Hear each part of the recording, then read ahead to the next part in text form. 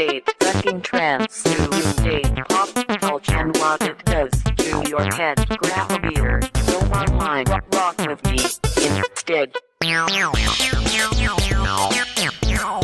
Hey friends, welcome to MaD Radio Podcast. I'm your host, Robert Davis, my co-host, Matthew Flowers. Today, we are joined by a very special guest. He was actually our first ever guest. It is Jonathan Parks, and we're glad to have you back on. Thanks for having me, man. It's an honor. Now, the first time we had you on, we talked a lot about your book, I Am John Sullivan, which is still out, correct? You can still get it? Yes, it is on Amazon.com. Yes. You guys should check that out. Yeah, it's I Am John Sullivan. Highly recommend it if you want to hear more about it. We will have all our archives up in the near future, as soon as I get time to do that. We have a whole long discussion about this book. It's very good. I know both myself and Matthew really enjoyed it. So check that out. I Am John Sullivan on Amazon. But today, we sort of, on the first episode, we sort of touched on the military. Mr. Parks here what was your rank? I was an E4, enlisted 4. Yeah, I was a low-level guy. Oh, what's like the video game title for that? Were you like Airman, Rear Admiral? I was a senior airman. Senior airman. All right, you were a senior airman. Sounds nice.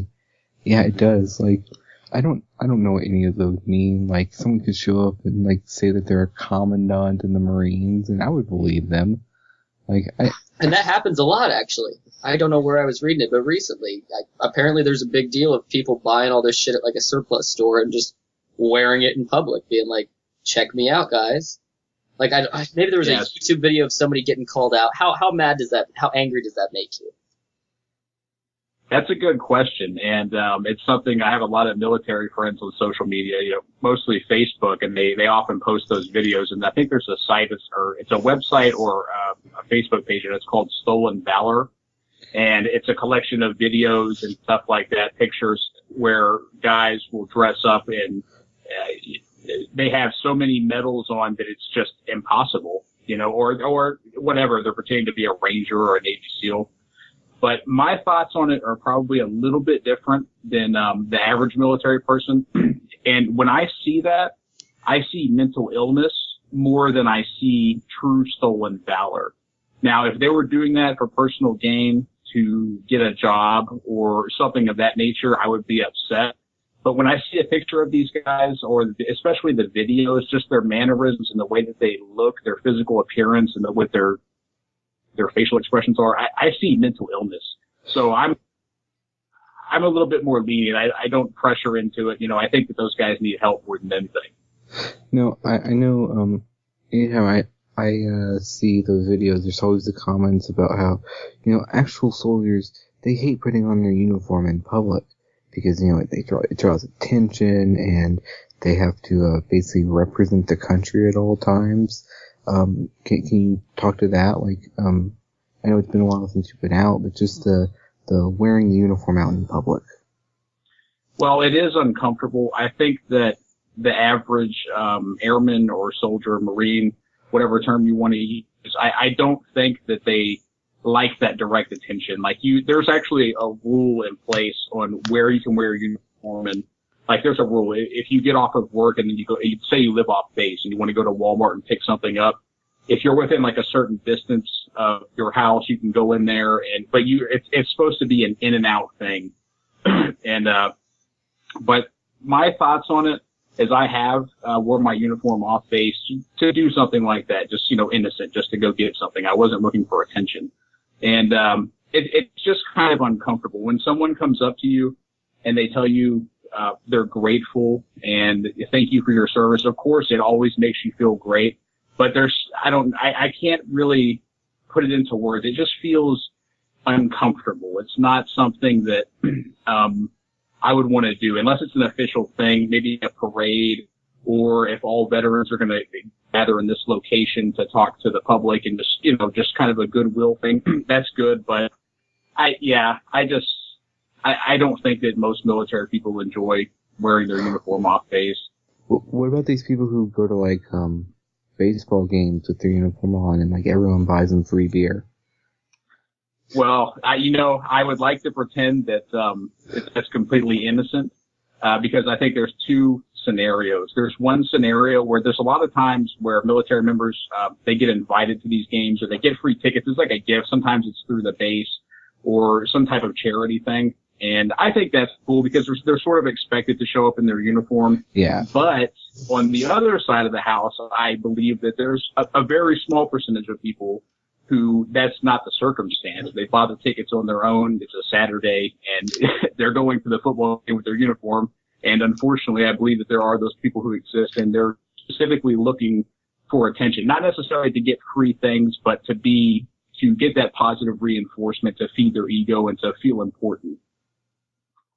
Yeah, definitely. And I know the video of that taking place that happened recently, like the guy who was filming it was like a Purple Heart and like had a Medal of Freedom or something. So it just sort of adds to it. Like, this is someone who like got injured and shot at and everything, and here's some dude trying to get 5% off his Black Friday deals. Yeah, that's I can't even imagine, because when I think of someone with a Purple Heart, that's to me is a legend. It's a real hero, regardless of what people think about the war. The fact is that guy is a bad motherfucker. He is. And so for someone to pretend to be that, it's insulting to that person. Yeah, and like it takes a really high level of commitment and sort of devotion to something to get shot at, you know? Like when you get a Purple Heart, like you got injured badly. So I mean, that's one of those ones where you can't not respect it. Oh, I totally agree. And yeah, that's one of those things where it's just forbidden. You can't pretend to be that. What do all the little stripes mean? Well, I can tell you, like, for the Air Force, like, if you saw my BDUs, or what do they call them now? I've been out for a while. But anyway, yeah, I know. I'm talking to myself, yeah. But on your uniform, each stripe it's telling your rank. And so, but it's different for each of the armed forces, the way that it's set up. Like, you'll see that none of them are identical, but it tells your rank, and in certain circumstances you have different patches and it'll tell what your career field is. And but if you're talking about if you're wearing the dress uniform, it's a bit different. It tells, like, you have your ribbons, and it says, it doesn't say anything, but if you know what you're looking at, it'll say he's been to Korea, he's been deployed, he's done this, he's done that, and it's just so when you see a legit guy and he gets a huge stack of ribbons, that guy's probably been all over the world. He's had all kinds of training, and it is something to be respected. So there are people, so it means something. So like when you see General David Petraeus walking around and he's got like something that runs from like his neck all the way down to his stomach, like those all, there's like a code. Can you look that code up? Is it online? Yeah, well, I know for sure in the Air Force, and I'm certain it's the same for all armed forces, is that there's a book, and it tells you exactly not only how to place them on your uniform correctly, but also exactly what every single one means. And then as you rise in ranks, you don't have to look it up. You can see what each one means. And so it would be very easy to tell, especially in the case of an Army Ranger, to see like a fraud. They would know right away, Oh, yeah, definitely. So that's why a lot of them get busted out so easily, is if most dudes know what they're looking at, and you can tell when something isn't quite right. And then it just takes a simple question to tell if somebody's full of shit or not, unless they've done a bunch of research, I would guess, or even then. Yeah, like in that video, I believe it is an Army Ranger, and you can just tell. It's not a guarantee, because maybe he had head trauma, and that's why he's doing what he's doing, and he's become severely overweight. But when you think of a ranger, you think of an elite athlete. They look a certain way. You know, there's a certain body fat percentage. They just have a certain grit about them. And, as far as I can tell, that guy was proven to not be legitimate. And, he didn't have the look, and he didn't have. The guy who got caught has a YouTube channel. Like, he does this all the time, and like, he posts this video where he was, going off about how he wasn't sorry for doing it. Like, really? Yeah, like, he has a YouTube channel. Like, apparently he does, like, stuff like that all the time to get, like, discounts. Why was he not sorry? What was his, justification? Oh, he was crazy. Oh. The price is too damn high. I don't know. No, like, I don't remember his exact reasoning for that one. I just remember, like, he's just yelling at, he's doing one of those things where, like, you ever see people do, like, the self-shot video from inside the car? He's just yelling at the camera inside his car about, oh, not sorry about it, and he's not gonna apologize. He doesn't owe anyone anything, and he's not, he's obviously crazy, but, that particular guy, like, he is it's a really high level of douchebag. Yeah, it's hard to disagree with. I'm sorry, I didn't mean to cut you off there. No, okay, I'm sorry. I'm just getting lots of feedback on my end. Let me, Phil, I'm talking. Douchebag with yeah. The worst kind. Yeah, you know, that's one of those things where I kind of don't really go the douchebag route with them, because if you're willing to do that and put that on video on YouTube, and of course now the whole world's going to see it if they're interested in it. I'm sure that there's hundreds of thousands of views by now, if not millions.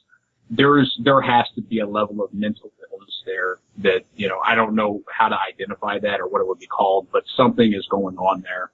It's far beyond, being a douche. Yeah, that's a good point.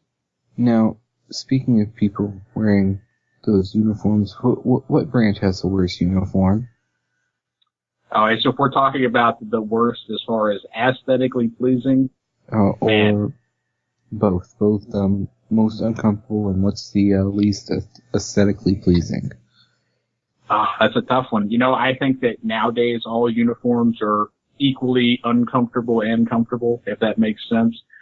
But, oh man, I would have to think about that. You know, I don't mean any disrespect to the sailors out there, the Navy guys. All love and respect. But I think, I don't know the name of the uniform, but it's the one that's all white that would kind of remind you of like Popeye or, you know, something like that. To me, I mean, it's traditional and it's cool, you know, but to me, that would be my least favorite if I had to choose one to wear. See, I was gonna say that was my favorite. Oh, really? Like, big Popeye fan? Well, no, it's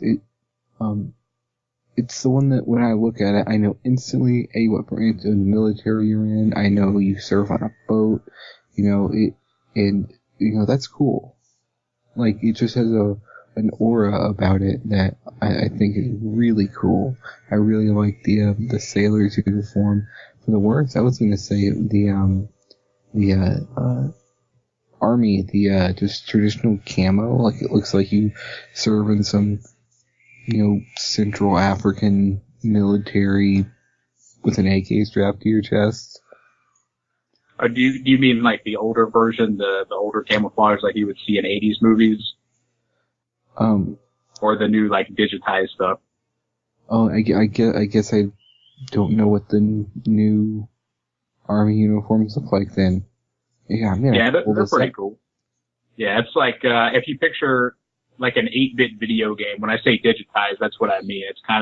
It's like that, but it's in a bit more of a neutral pattern that adapts to many more environments than the traditional kind of green, brown, and black thing that goes on there. Oh, these are cool. Okay, I take that back. Huh. But yeah, back to the sailor uniforms though. I want to say though, there is, like you said, there is something very cool about it, because whenever you watch old movies and it has anything to do with battleships in the Navy, you always see that uniform. So it is cool, but I'm just saying, I don't know, it's probably my least favorite. Well, and it's all white. I mean, come on, how do you wear that for a day? And I'd be spilling spaghetti and cheese right. all over it. Okay, just to go off in a different direction, you served before the end of Don't Ask, Don't Tell, correct? Before. As far what you mean by that is, and I think it was in 2012 or early 2013 where it is now okay to be open to be homosexual. That's what you mean, right? Yeah, in serve in the military, yes. Right. Yeah. I got out in 2008, and as far as I can remember, it was not something you were supposed to talk about, and if you did admit to it, you would be discharged. Now, obviously, people weren't admitting to it, but were there any people who just kind of understood that, his best friend lives with him? Oh, yeah. Oh, man. There's always been homosexuals in the military, and I remember going to the eye clinic for the first time. I've always just been kind of even. I don't care about what anybody does, but I just thought it was a bit bizarre. I went to the eye clinic on base because they gave out free glasses and stuff like that, so I went to go get them. And the guy working behind the counter, I won't say his name, but even his name in itself was it kind of spoke flamboyant homosexuality. But I'm trying to think of a celebrity or a person to compare him to, but I just can't. This guy was on fire, like, hey, how are you doing? Welcome. It was like that kind of, with all the movements and stuff. But he was good at what he was doing, and he was super nice. But it just kind of like took me, I was like, this is kind of weird. But anyway, I also want to add on to that. I was a physical training leader in the earliest part of my military career.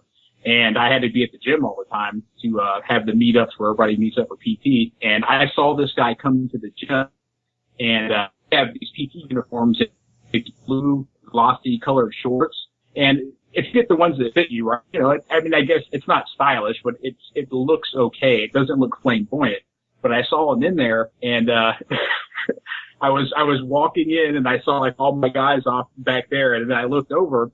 And he had it back to me. I didn't know it was him. And he had like a beanie on. I thought it was a girl because the shorts were like an inch below the bottom of his butt cheeks. And he had the shaved, tanned legs. And it looked like a female's legs. And then he turned around and I was like, holy shit. But, yeah. So, what was the policy was don't ask, don't tell. And what was the penalty, like, if you were getting your eye examination done and you were just like, are you gay? Just accusatory, would you be punished, or was it really a one-way street with that? Yeah. If I said that to him and he reported it, I would be punished for that because once you do that, because for one, you don't know if he's gay, and two, it's insulting. Because it's none of your business. It has nothing to do with mission capability, getting the mission done. So it's not something you do. And people have done it and they have gotten in trouble for it. I know that for sure. What about just normal, like, banter between people, or like you make some joke about some dude, sucking dicks or something? Is that acceptable?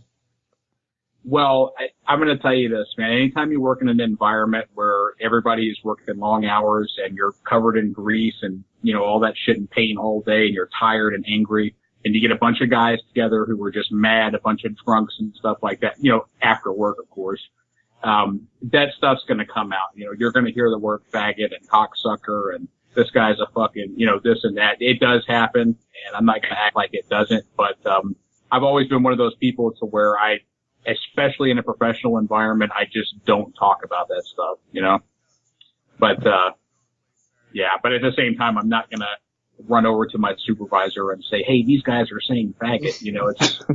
If you do that, you're gonna destroy yourself. So, but actually, to continue with that a little bit, it was in 2013, I think, or maybe it was the end of 2012, but whenever it came out that you could be homosexual and you could be open about it, I actually did. There was 2 homosexuals in my shop, and the transition, and when they came out and everything, the transition into it and the respect that they were shown and the respect they were given was actually, it was really positive, and there was no bullying. There was nothing like that. You know, I'm sure that people have said things in private, but I can honestly say that I never heard anything. And so I was actually kind of impressed with mankind, so to speak. You know, no one, and you know, they were good troops. They knew what they were doing. They tried hard. They trained hard. So, you know, it was, I don't know. I think that, there's a lot of douchebags out there, but we're moving into a better world. Well, that's awesome.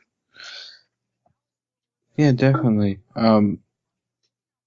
So how much actual, like, shooting did you have to do? Like, obviously training, because I think in the last one you said you were never, like, in an engagement. Oh, no, I never was. Let's see. In basic training, you have to do, a course, at M16, you're shooting that, and, it's like I think it's an all-day affair, and you have to go put together a weapon and, take it apart and clean it and shoot it and all that kind of stuff. And aside from that, the only other time that I remember training with a weapon at all or shooting one was, before my deployments, before I went to IUD Qatar.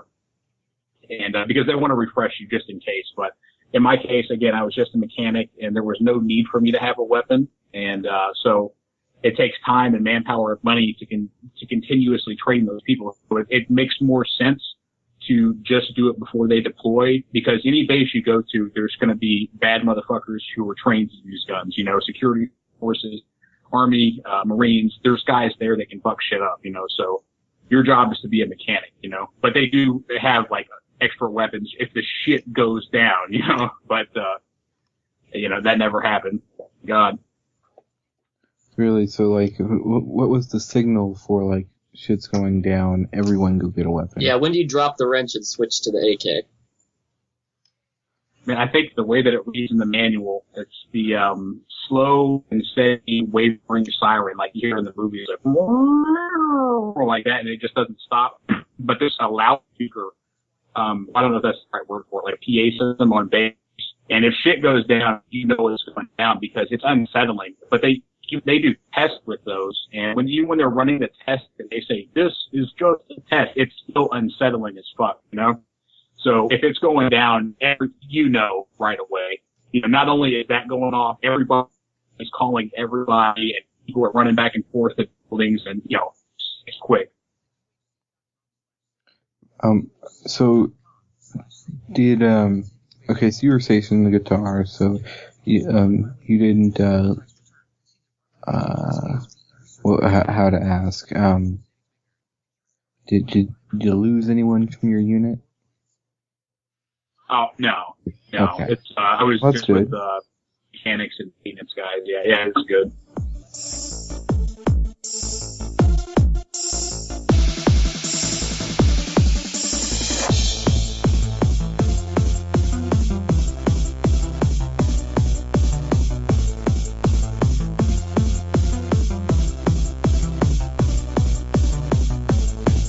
In Japan? Yeah.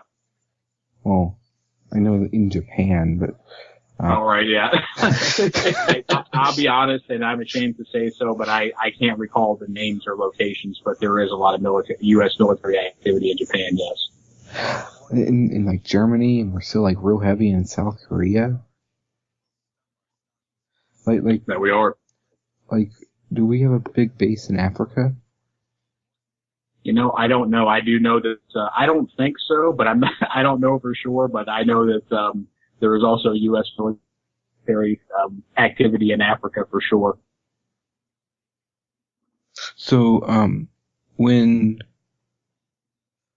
the Benghazi attack happened, where do those soldiers come from? Do they have to like fly them in from Italy, or you just said you would know the logistics on that?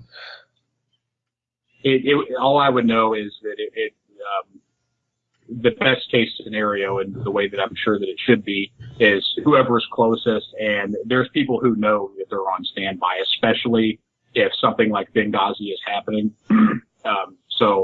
But aside from that, it takes phone calls, it takes this to get them there on time and to do all that. So, there are soldiers available. But they knew ahead of time, like, this is a kind of a volatile area, and there's a chance we're going to be sent there if shit goes off. Yeah, a lot of people tease the government and even sometimes the military, but there's a lot more competent behavior going on than people think. There's very intelligent people who are running this thing. I mean, something that massive, how could there not be? It's actually really impressive. So, okay, you just sort of touched on something there. When you're in the military, how big is the contingency of people who feel comfortable vocalizing opposition to the commander-in-chief? Well, I would say that would they do it in front of a high-ranking NCO or in front of an officer or a commander? No. But if you see it on social media, I would say that it's fairly common. It's pretty common, and it's not looked upon highly, and you can absolutely get in trouble for that. Really? So, is there a separation of like political opinion and military opinion, or while you're actively serving, is it just sort of frowned upon to comment at all on the president? Well, you have your rights and you can vote for whoever you want to, but it's highly frowned upon. There's a lot of people, there is still racism in America, and there's racism in our military as well, unfortunately. I wouldn't say that it's rampant, but it is there, and there are people I know for sure that will say things, but it's highly frowned upon. And if you don't express your opposition perfectly, politically correctly, you can get in a lot of trouble. But basically, the general rule is it's better to not say anything. You just don't want that. You don't want that division, between people and troops arguing over politics. And also, it's kind of embarrassing for the country to see troops turn on, the commander, or the commander-in-chief, the president. So, well, in other countries, that's what coups look like. Coups? What do you mean? Oh, in other countries, when the soldiers start disagreeing with the president locally, suddenly he's seeking asylum in France. Oh, right. Yeah. Yeah. Are there any other like off limits topics? Or were there when you were there? The best way that I can put it is that you have to treat it like any modern corporation, any modern business that wants to be successful. Is everything you do needs to be professional, and you need to mind your own business, and that's basically it. Yeah, but if I work at Charmin, I get to go home at night. Okay, if I work for the Air Force, I get to go to the box they provide me to sleep in, on a base in a country couldn't find on a map. After living there 24/7, it's gotta be like downtime, right? Oh, of course, yeah, definitely. There's always downtime. So it's lots of talking about football and just generic weather crap. Or I guess it's always hot. You know how it is when a bunch of guys get together, or women too, and people talk and people express their feelings. And I would say that generally speaking, most people, even if somebody comes out with, an improper statement and they're using cuss words and being, what's the right word for it? Like lightly racist without, actually saying anything. I think that a lot of the time people just kind of turn their head to it because it can turn into a shitstorm really fast. But I won't say any names in this circumstance, but I will say that this is a true story. And, I don't want to call out any of my guys because they're, or my friends because they're all going to know who I'm talking about. But I'll put it like this. There was, a circumstance where, in my shop where I worked at that, someone put a picture of Barack Obama on the refrigerator and they put devil horns on it. And I didn't even see it. I had just walked in for my shift. I worked the afternoons, and I came in and I sat down, and I'm looking at our turnover log just to kind of see what's been going on in the day, what I'm going to have to do. And in the next shop over, there's a really a strong, proud black guy, and he's also a Vietnam veteran, and he's one of the coolest people I ever met. I swear, I'm not just saying that. And he walked into the office, and he saw it on the refrigerator. He was, what the fuck is that? And I looked at it and I said, what? What are you talking about? And he grabbed the picture from the refrigerator and he ripped it off. And he ripped it off hard, and the magnet that was holding it on, like, slammed inside of my face. I was sitting by him. I was like, hey, man, easy, what's going on? And then he showed it to me. He was like, who the fuck put this on the refrigerator? And I was like, I don't know. I honestly don't know. And I do know who it was now, and so was he. And that person was actually sitting in the office at the time. And that person was offering kind of a really pathetic beta male kind of offensive about it. Like, he wasn't claiming that he didn't, or that he did it, but he was just kind of trying to stand it. Well, Obama did this and Obama did that. Oh. And then this guy, again, this guy is like, 60 years old, and he's just a rough, tough dude. He's been with the government forever. He's a law-abiding citizen. He's a great guy. He was a civilian, at the time. He'd, gotten out of the military and all that. But, he went off. He went off, and he did it so rightfully.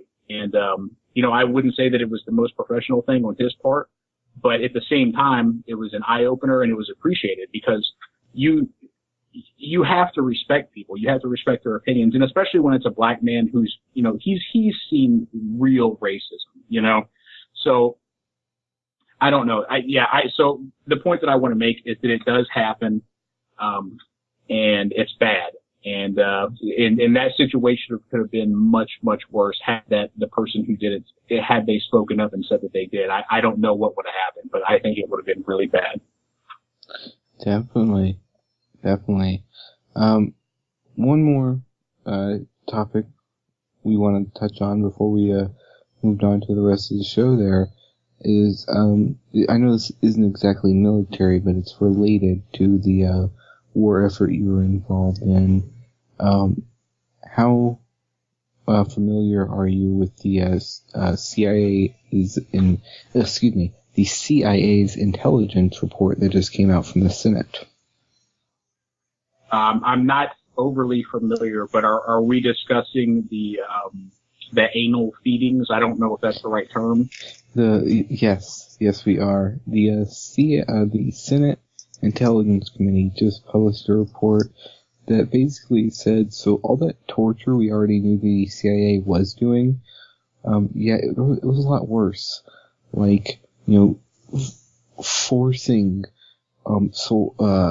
detainees to receive enemas under the guise of hydrating them. 'Cause, they're dehydrated, so we're just gonna do a forced enema. Was this to end hunger strikes, or were they refusing food and water and stuff? No. This was a torture technique. They said they are, air quotes, dehydrated, and then they gave them a forced enema, and they called it rectal feeding.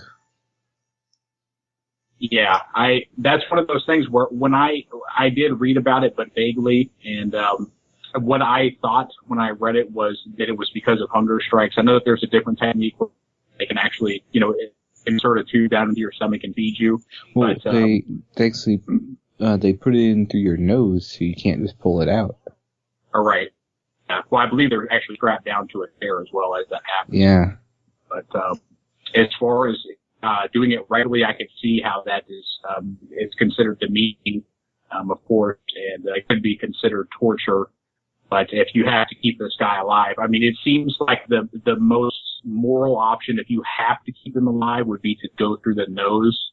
But I don't know what went down exactly. So okay, and I'm the resident bleeding heart liberal of the show, but I don't understand the we have to keep this guy alive. If someone's on hunger strike, and they're ready to die for their hunger strike, yeah, it turns them into a martyr or whatever, but I think you should have a right to starve yourself to death. Davis, we don't negotiate with terrorists. It's not negotiating. In fact, we're doing the opposite of negotiating. They're choosing not to eat. We're not choosing to, we're letting them. Well, there's a flip side to that, really. I mean, they're choosing not to eat for a reason, usually, right? whatever it may be on a particular case. Yeah, So we're holding them illegally. We're not granting them their right of habeas corpus. We're not putting them in front of a judge. They have no rights. All the evidence against them is either non-existent or was illegally obtained. We are subjecting them to torture. We have no plans to ever release them. Well, I'll never be one that stands up for rectally feeding anyone, but if they are, let's say it's a hunger strike because they feel that they're not being treated adequately or something along those lines, for all the reasons that you listed, we can't just say, okay, well, this guy is on a hunger strike, we have to let him go. You know what I mean? No, let's just let the guy go. He's hungry and he's not eating. Fuck, he got us. Loophole. We gotta free him. Get him a ticket to Afghanistan. It's not freeing him. If someone is on a hunger strike, I don't think we should be able to force feed someone. If someone's choosing not to eat, then they're choosing to, starve themselves to death. And if hunger strikes would have a lot more weight in the public conscience if people actually died from them. Like, when was the last time someone died from a hunger strike? Think of the heat the same people that were rectally feeding people are would get if they just let them die. What do you mean? If they just were like, oh, well, he didn't want to eat, so, we just let him die. They'd be getting just as much, if not more, negative publicity than what they get by force feeding these people. I'm not saying that this was the correct way to do it. I think you're absolutely wrong. I think that the damage to the core values of this ethereal concept of America, the damage that is done to those values is so much greater when we beat people, when we torture them, when we shove things into their rectum and fire fluid in there, under the guise of, well, we don't want them to become a martyr. I think the damage to what makes America, the concept so great is so much larger than the damage of some jihadi 16-year-old starved himself to death, and now there's a couple people with his poster walking down some 10-person village outside of Tikrit. Right. Well, there's so everybody that there's a hunger that does this hunger strike thing. What's the answer to that then? It's gonna be different on every case. So where's the line between this guy's just being an asshole and not eating because he doesn't want to be. Well, none of them want to be there, obviously. You know what I mean? There are a few things that no matter what your legal status is, you should have control over. Okay, you should have control over what you eat, what goes in or out of your body, whether it's food or some object in your rectum. You should have control over whatever religious practices you would like to have. There's the ideas you have. You should have controls over.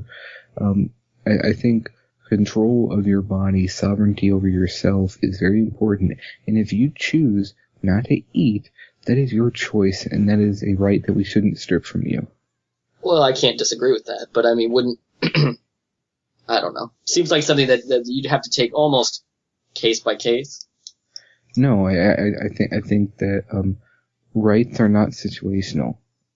So a guy goes into our guy in Sandy Hook kid. Say somebody goes into an elementary school, shoots a bunch of kids, goes to jail for it. They're gonna stand trial.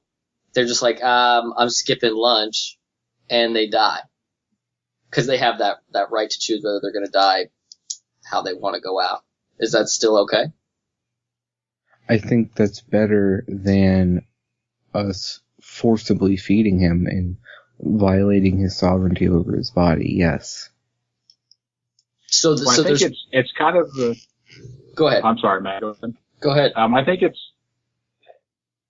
it's a hard situation because no one is playing by the rules. And when I say this, I want to say this to come out objectively. And that person may have valuable information that can save American lives or allies' lives or innocent lives in general. But on the other hand, I think that instinctively that we all know that if we were tortured enough, we might say just about anything to make it stop.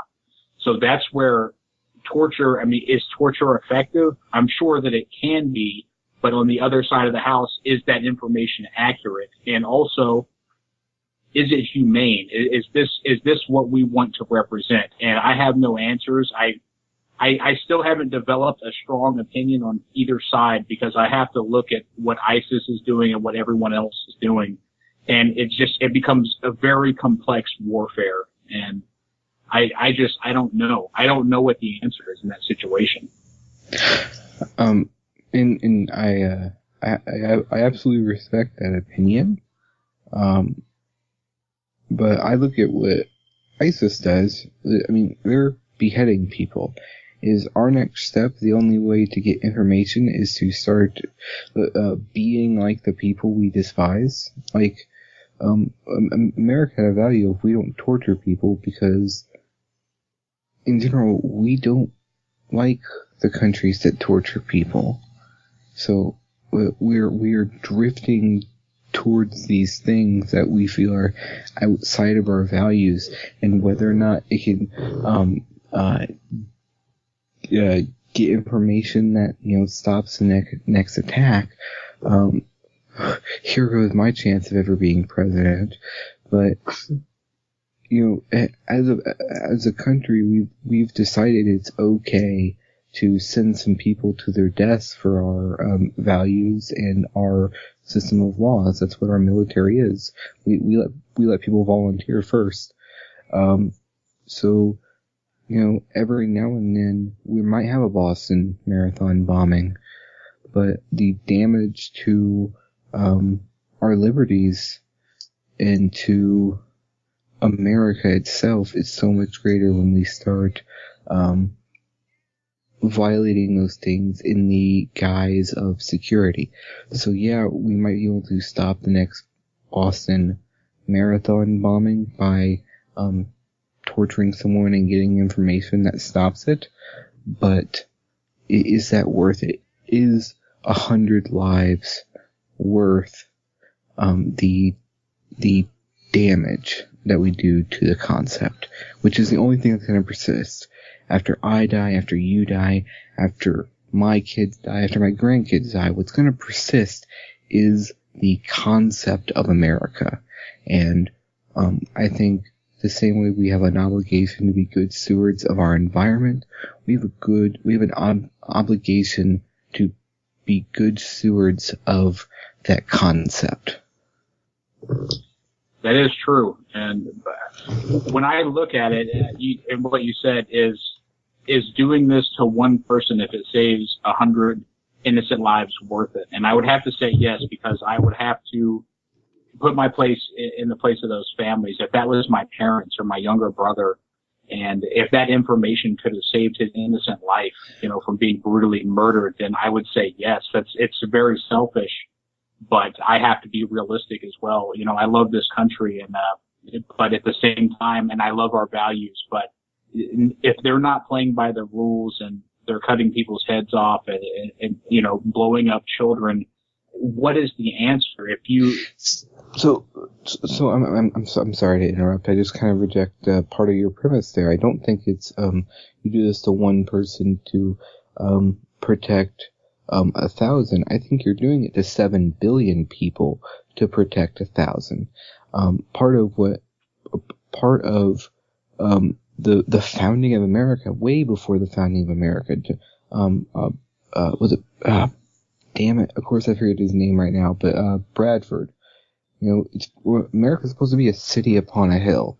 Okay, every country in the world is supposed to be able to look at America and what we do and know that through enough hard work, through enough reform, through enough effort, they can achieve the ideal of America. And then when they see the Abu Ghraib situation, when they see what we're doing in Guantanamo Bay, when they see doing all this stuff, well, that ideal is gone. So, like, how great is America? Why should we here in Ecuador? Why should we here in Benin, or we here in Bhutan or China? Why should we aspire to be like America, this sort of optimal ideal, when they're doing the same thing that makes us hate our current government? Wow, that's a great question and a great point. And I think, how can I articulate this? It's, again, as I said before, is no one else is playing by the rules. That's the first thing I'll say. And the second thing I'll say is, generally speaking, the average American is probably a decent person, and they don't run into these issues. There are even people who are criminals, they don't run into these severe issues of being, force-fed anally. And so what we have to look at the context and who this is happening to and what they're responsible for. And I'm not saying it's a perfect system. It could be possible that there is an innocent person in Guantanamo and they haven't done anything, but they're a suspect. That is possible. I don't know. But we have to look at the whole situation. And I don't know. I don't have an answer, and it's hard to formulate a very strong opinion. But I'll go back to, I do believe in saving innocent lives. And if someone who is there who is absolutely guilty of horrendous things, if that's what it takes to prevent something like the Boston Marathon bombing, I kind of side with that, but it's America's not perfect. We want it to be, and the idea of America, it is almost perfect. Nothing is perfect, but it almost is. But we live in such a complex world now. I don't know what the answer is. I don't know what a better solution is at this time. I don't know. I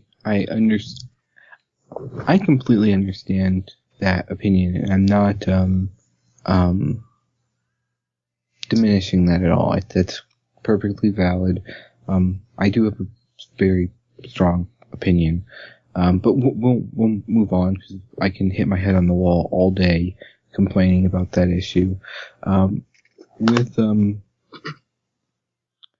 Guantanamo Bay, first thing President Obama did when he took office was what? You got me, buddy. I haven't kept up with it. Okay, he signed an executive order. Very first thing he did as president, he signed an executive order to close Guantanamo Bay. It is now 2014. We are now 6 years in. Coming up on 7 years through. Okay. No. Coming up on 6 years. Coming up on 6. And still open, still going strong. What is going on in that system when the commander-in-chief can give an order and 6 years later, it still hasn't been, even really halfway done?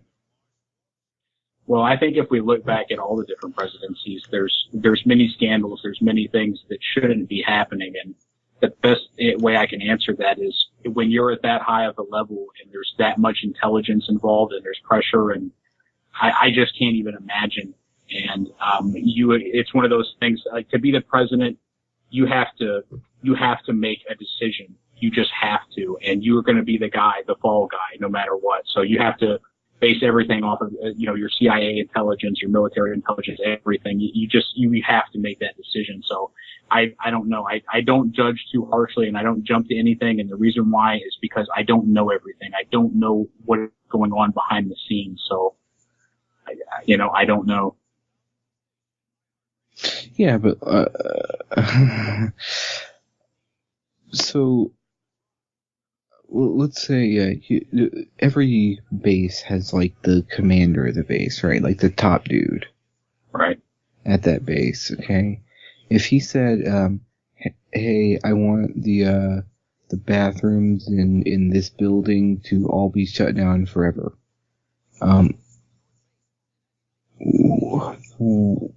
what would his reaction be if 6 years later they're still open? Like, he should be raising hell, right? Well, that's what it falls down to, I suppose, is if it's really his intention to do that or get it done, then he should be doing something more about it now rather than just signing something 6 years ago and making that take effect. I personally don't think he has any interest in closing it now, and it goes back to what he was saying, is that I'm sure 100 people pulling him in 1,000 different directions on every imaginable issue, let alone something as hot button as that. And I suppose the politics of it loses its importance once you've already won the election. See, and this is part of the problem, because I find myself arguing against my own political opinion, but like you said, he's being pulled in 1,000 different directions. Barack Obama was not elected to be pulled in any direction. He was elected to be a leader, and it's such a major, glaring problem, and history is not going to look on him kindly for his unwillingness to lead on absolutely anything. Okay? The fact is, John McCain would have been a better choice for someone who is going to, like Jonathan said, pick a direction and go with it, and be willing to take the fall for it. Barack Obama is not willing to pick a position. He's not willing to commit to it, and he damn sure doesn't want to take the fall if it goes wrong. And I think that is such a disservice to the people who voted for him, and really a tremendously bad reflection on the U.S. government as a whole.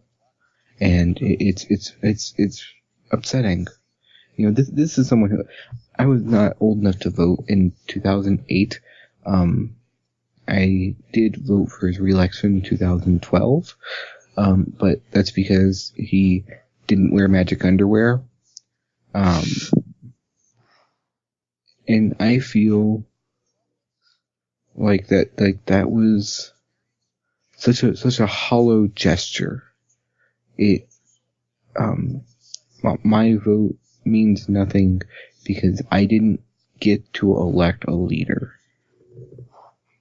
That's some West Wing shit right there. Your watching of the West Wing is coming through. Wow. Yeah, I think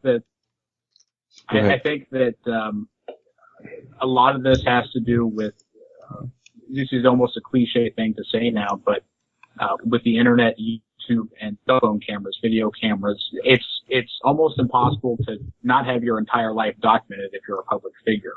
And that's not a problem that we had necessarily 10 years ago or 15 years ago, and then going all the way back. So I don't think that Obama is the first person to be doing what he's doing. I think that it's always been this way. I think that with my experience, with all my work experience that I've ever had, there are things that happen behind closed doors that aren't necessarily within the rule book, but it's the best, it's a thing that needs to be done. I mean, I know that sounds disgusting, but there are just certain scenarios where there is no answer. No one wrote the rule book for it yet, and you just have to do something. You can't just leave it up for two parties to decide and to fight over. At some point, a decision must be made.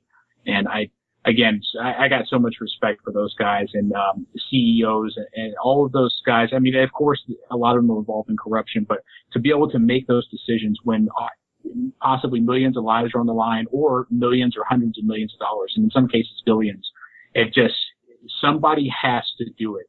There has to be a guy who's going to raise his hand and stand up and do it. And so it would be easy for me to criticize that person, but I have to think about the immense pressure that they're under, not just from their colleagues and their family, but from an entire world. It's brutal. I can't even imagine. It doesn't justify doing wrong, but it's not a perfect world, and human beings are not perfect either. Well, I mean, there was one perfect human. Millard Fillmore. Oh, I thought you were about to say Jesus Christ. I thought this was going to go that route. Yeah, our indoctrination hour of the podcast. See, if Millard Fillmore had demanded Guantanamo Bay be closed, he would have marched down there and done it. No boat needed. Yeah, he would have swam the opposite way into Cuba and got it done. Florida was a state, right? I have no idea. Like, I wonder, like, before the Batista government there in Cuba, were there a lot of refugees? Like, not refugees, but like, was that a thing? Like, were people like swimming across before Cuba went south? I don't know. I know that there's a very strong Cuban population in Florida, and it's been there for a while, so I don't know. Yeah, I mean, obviously the big migration happened after Fidel took over, but before that, the Batista government was just as bad. I don't know. That'd be interesting to learn about. So I got into Millard Fillmore. Matthew's gonna be preparing our Millard Fillmore fun fact of the day while we go back to the podcast, Kate. Gonna get a sound effect for that? Should we? Do we need a sound effect? What would it be? Can it just be that clip? We have to go back to the island, Kate. See, copyrights though. We'll just we'll do it and then cut out a word or something. Isn't there like a time limit, or is ABC gonna? No, we'll work something out. I just feel like when you say that, there needs to be like a wow. I don't know, some kind of. How about like one of those like Channel 5 News coming up next? I suppose just a generic sound effect would be all right. Actually, couldn't we? Just that one noise from Lost, the dong. Just that. that would be fine, I'm sure. We'll use the clicking sound from the smoke monster. Yeah, that would be perfect. All right. Well, I'll have to look into the copyright implications. We don't quite get enough donations to fend off a lawsuit from NBC. To own ABC yet. Give it another couple months. Yeah, a couple months. Then we'll bring Lost back on air. We'll do the podcast from their island. Yeah, well, but we'll do after Hurley became the Jacob of the island. Yeah, it seems like a safer territory, really. Yeah, and you wouldn't have to put Kate or Matthew Fox on there. Yeah, good point. Like, those two characters, like, they're the two central characters, both insufferably bad. Awful. Consistently. Yeah. So, Mr. Parks, what was it? Lead airman?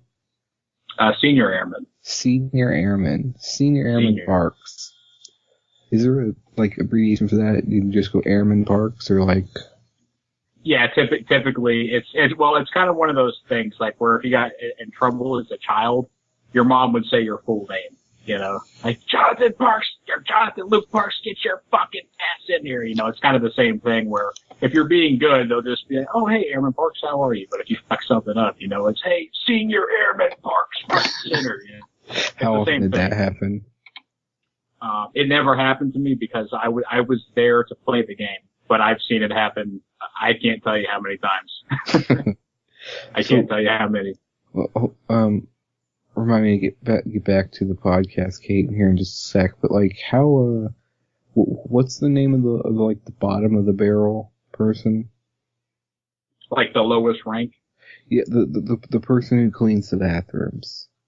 Well, typically it's going to be your airman basic who has no stripes. They're an E1, or it's going to be it depends on your contract when you come in. You're an E1, an E2, or an E3. And, but I mean, when you're at that level and you just come out of tech school and you first get there, it's pretty much the same. And those are the guys who are going to do it until you have proven yourself and you've obtained your 5 level, which means you're a competent mechanic. And it's, I think it usually takes about a year and a half or so. Until that happens, you're going to be cleaning bathrooms and sweeping floors and running details and, setting up, picnic tables at special events, stuff like that. Is there a shift that everyone hates? Cause it's a base, right? Everything's a 24-hour shift. Oh, that's actually a great question. And yes, we always had shift wars. There was sometimes when there was peace, but, we still got the job done. We still worked together, but I was on swing shift most of the time. So my shift was pretty much 3 p.m. to midnight. And so we would do things a certain way, and then the right way, of course. And then the next shift would come in, and they would want to do it the right way too, but the other right way, if that makes sense. Yeah. And then that's when it happens often. There's just an explosion in the office, and you got the big dogs are bickering back and forth, and then they take it outside. And then the airmen are in the office, they're trying to do turnover, and they start bickering back and forth, and it turns into one of those things. You know, I've never seen like an epic explosion of violence or anything, but it's pretty common. So were there people who actively wanted to do the midnight graveyard shift? Yeah, you don't have much of a choice. They put up a thing, and everybody can put in what shift they want to work. And usually not enough people volunteer for one of the shifts, and then you just get put where you put. And it's usually by rank or by necessity. If you have children, then your priorities are going to be different, and they're going to put you on a different shift. Or if you're taking college classes, that's another thing. And in the Air Force, is taking college classes is something that you're supposed to do. And so those people who take that initiative and do that, they can pick their shift better. I know, and this is very different, but I worked a security job, and I worked from 4 p.m. till midnight. And the people who are willing to work from midnight to 8 a.m., like, every single one of them, there's a reason. Like, there's a reason why they've become so, like, disconnected from society that they, like, prefer to work when no one else is up. Somebody's got to do it, man. Yeah. Yeah, like, listen to you, Judgy McJudgerson. No, I'm saying you see the person who they've been doing it for like 3 months and they took a job. Then there's the people who've been working midnight to 8 a.m. for the past 10 years. Okay, those people they have something up. I worked with this one guy who, like, okay, so normally when people complain about ADD, it's like you have a hard time, like, shutting up and listening, right? Like, but this dude had severe, like, actual ADD. Like, he would be five words into a sentence, and then he would completely change topics and not notice it. Okay, like severe untreated ADD, and he'd been working the midnight 8 a.m. thing for like 15 years. And, you know, it worked for him. He didn't have to talk to anyone. He could just sit there and look at the cameras. And, you know, there's 50 of them, so he just jumps around all the time. But you know, they all had a reason. There was a reason why they were there. And yes, I'm being very judgmental. Yeah, my first assumption would be, in or outside of the military, my first assumption would be a bit of social anxiety. But I see what you're saying, and I don't think this is common in the military, but in the civilian world, it probably is. And there are bizarre characters out there, weird characters who may be up to, I don't know, just maybe not necessarily anything illegal, but they just have strange practices in their lives, the way that they do things, the way that they communicate, like you said. And it does seem like the people who choose to work the overnight shift, not all of them, but a lot of them, there's something strange going on. So aside from wanting the extra $1 an hour for working nights. Yeah, I'm a big fan of terrestrial radio. Okay, I've always been. I love the format more so than TV, despite we now have a regular segment about television.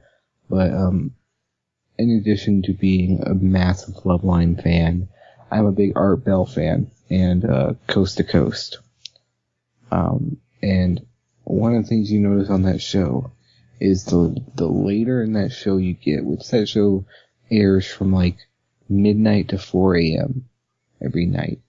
The later you get into that show, just the crazier the people are. Like, not just like, oh, they have their story of how they were abducted gets more insane. Like, just the way they talk, you get the crazy vibes from them. Those are the type of people that call in panting like they were just chased by Black Ops guys right off of Area 51, and now they're hiding in the bushes right now, Art. Right now.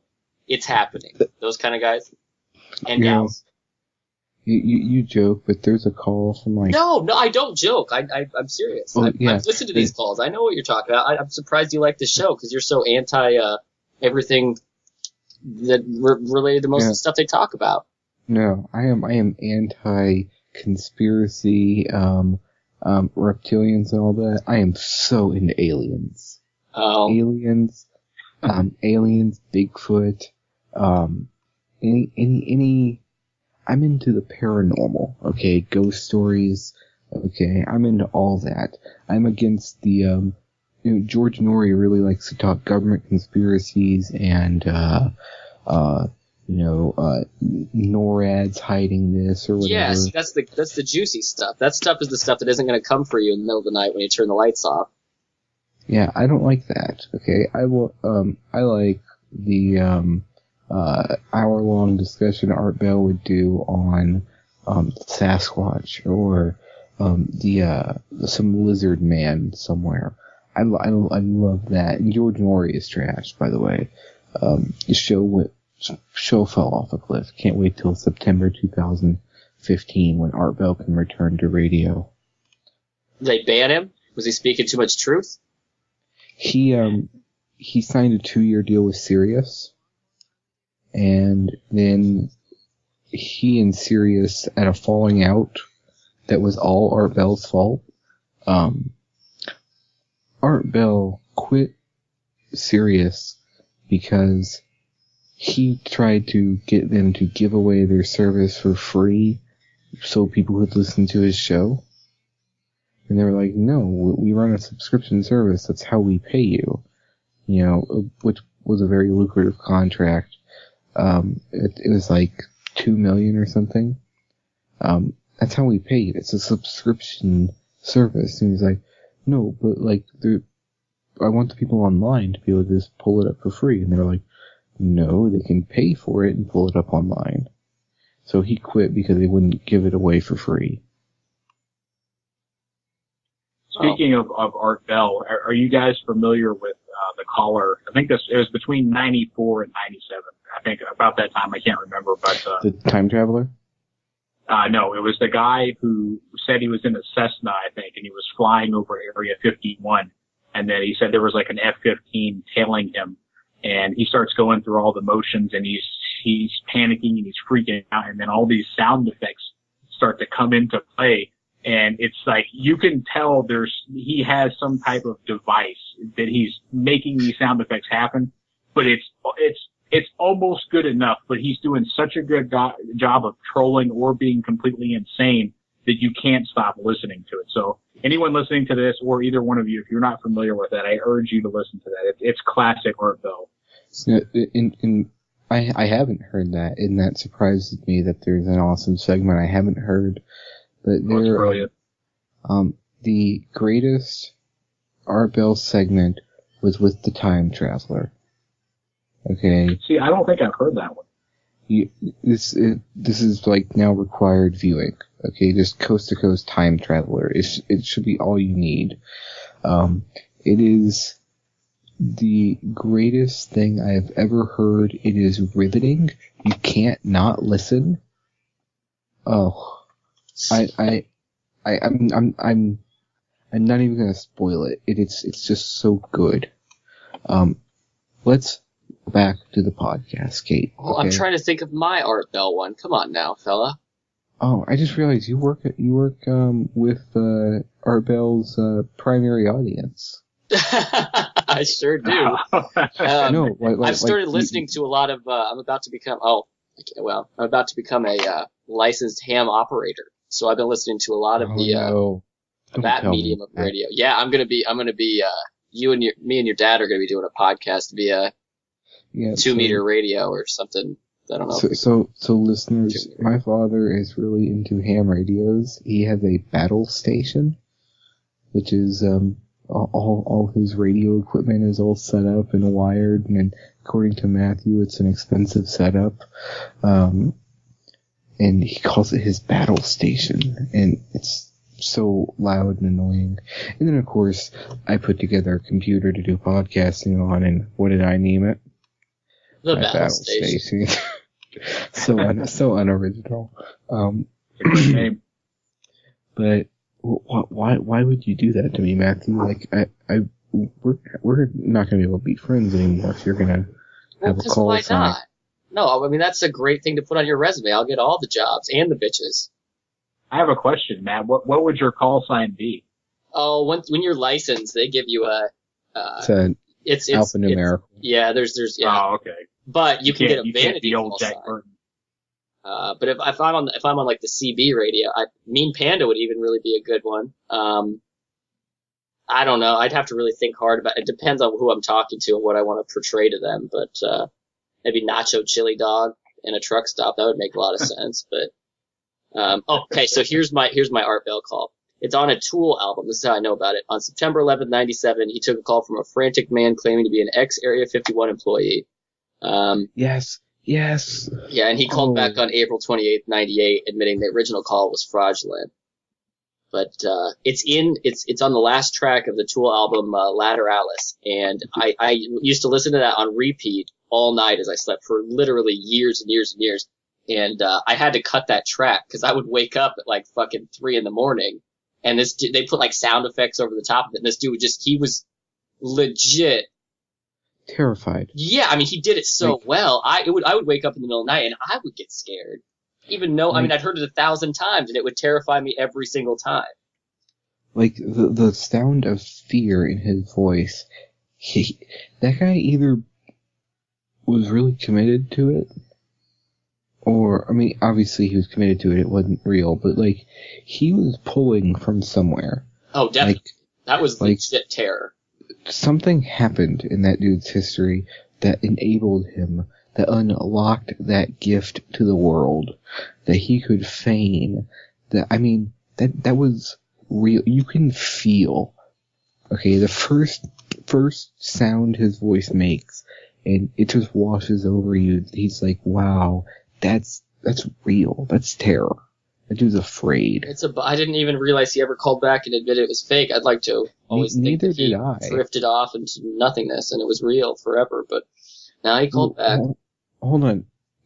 In Art verified it was the same person? You know what? Actually, it says it. I'm looking at Art Bell's Wikipedia page here. It doesn't say whether it's confirmed or not, but he said the gentleman called back on April 28th, admitting that the original call was fraudulent. So I would assume they confirmed it, but that's a good point there. That could he called in almost a year later. That was September, so a few months. September to April. That's 6 months. 7 even. No, 7. Yeah.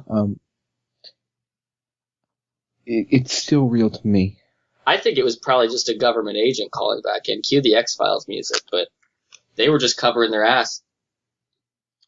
Yeah, that you know what? That it doesn't beat the Time Traveler. Okay, the Doesn't? Time Traveler. I'm gonna check it out. The Time Traveler's so good. Okay, but that is a very clear second place. I'm gonna check into both of your guys's because I'm into that. Okay, for like the third time.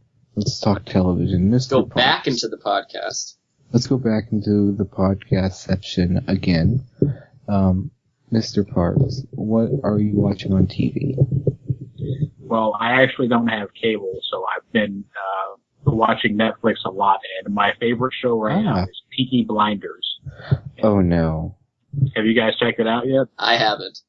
I have, and I couldn't make it through episode 1. Oh, this is the one you texted me. Really? Right? Dude. Oh, wow. I flamed that show so hard in text message. Oh, I got several. I mean, it wasn't just like 1 or 2. It was a rant text message forum of him watching it. Just the first episode. I really love the show. I'm almost done with the second season now. Tom Hardy's in it also, and I think the acting is superb. I love the storyline. It's great. Okay, you can understand what they're saying. Oh yeah, easily. Oh, is this a British? Davis just hates the.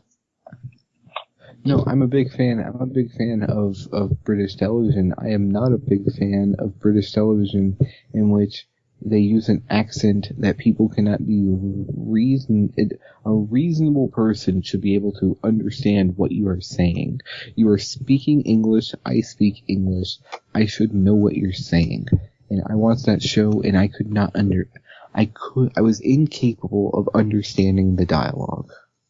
Well, is it the accent or is it like the context and they're using the old-timey words and phrases? Is that what it is? It's the accent. It's that I couldn't do the accent. Yeah, I don't know. I'm not a linguist by any means, but I don't recall having any issues understanding. Not that I can remember. So I should give episode 2 a shot? Like, I hated episode 1. It was like some stupid thing about guns. Whatever.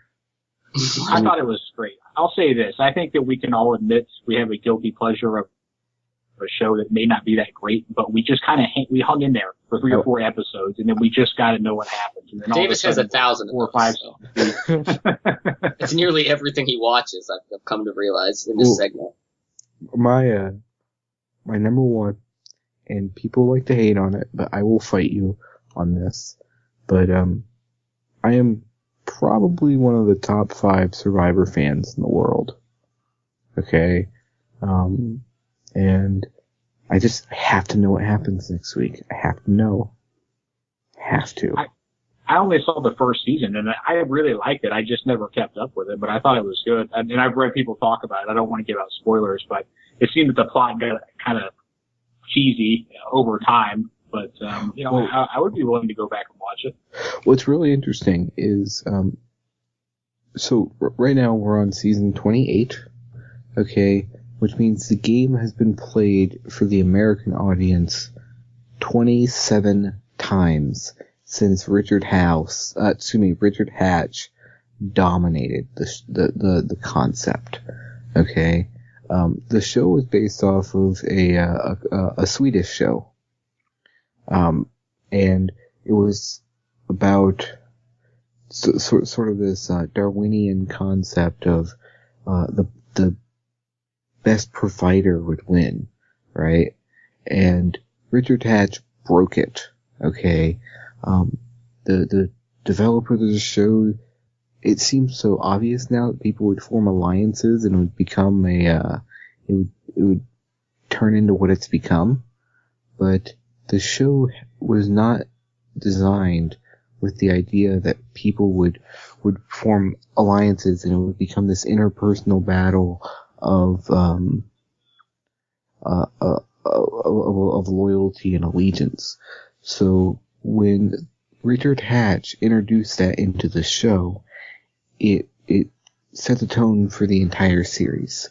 So it's a lot closer to a House of Cards than to Castaway, but I like House of Cards.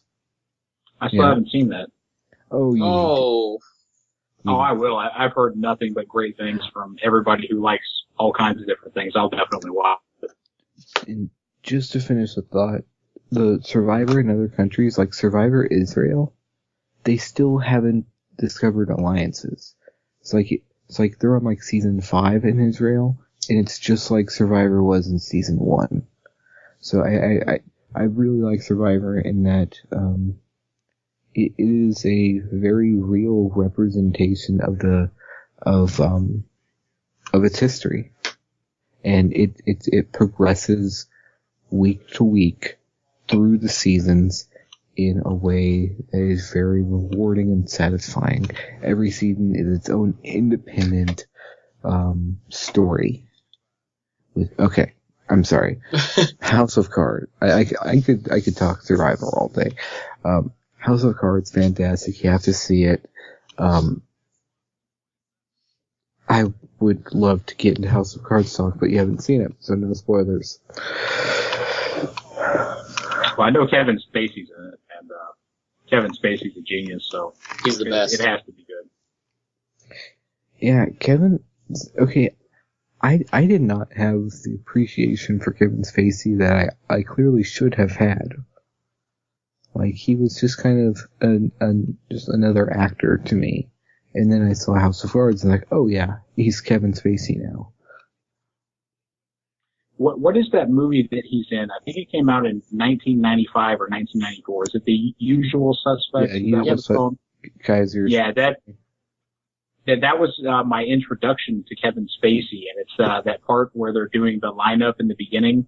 And I don't care if I spoil it. If you haven't seen that, fuck it. Yeah, I don't know what to tell you. It's been 20-something years or whatever, or over 20 years. So, but just he's not necessarily funny in that part. Benicio del Toro does his thing, whatever he says, and the whole scene is hilarious. And then they go to him, and you just see a pure acting ability, a real talent there.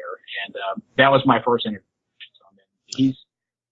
He's a great actor, man. He's a smart guy. I thought he was really good in Seven, but Seven is such a insufferably bad concept that he couldn't save it. That last. Oh, is that Kevin Spacey at Seven? The bad guy? Oh, it is. Yeah. You know it though. They don't show. I mean, I guess they do show him a pretty at the end, right? Yeah. Yeah, but it's so overshadowed by that fucking what's in the box. Just. Yeah, and he's got the shaved head and all that. Yeah. I thought that movie was great. I haven't seen it since probably a year after it came out, so I was young, but I really liked it, man. I thought it was scary. I thought it was unique, and especially again, fuck spoilers, yeah, but the scene where the police show up and it's the guy has fucked the hooker with like that demonic bladed dildo. Whenever I was 14 or 15, whenever I first saw it, that was so intense to me. I'd never even thought of something like that before. So I thought that movie was really creative. You clearly hadn't stepped up your masturbation game. Yeah. Amateur. That's tame. Yeah. Okay, Matthew will get this. The what's in the box scene was horrendously bad, right?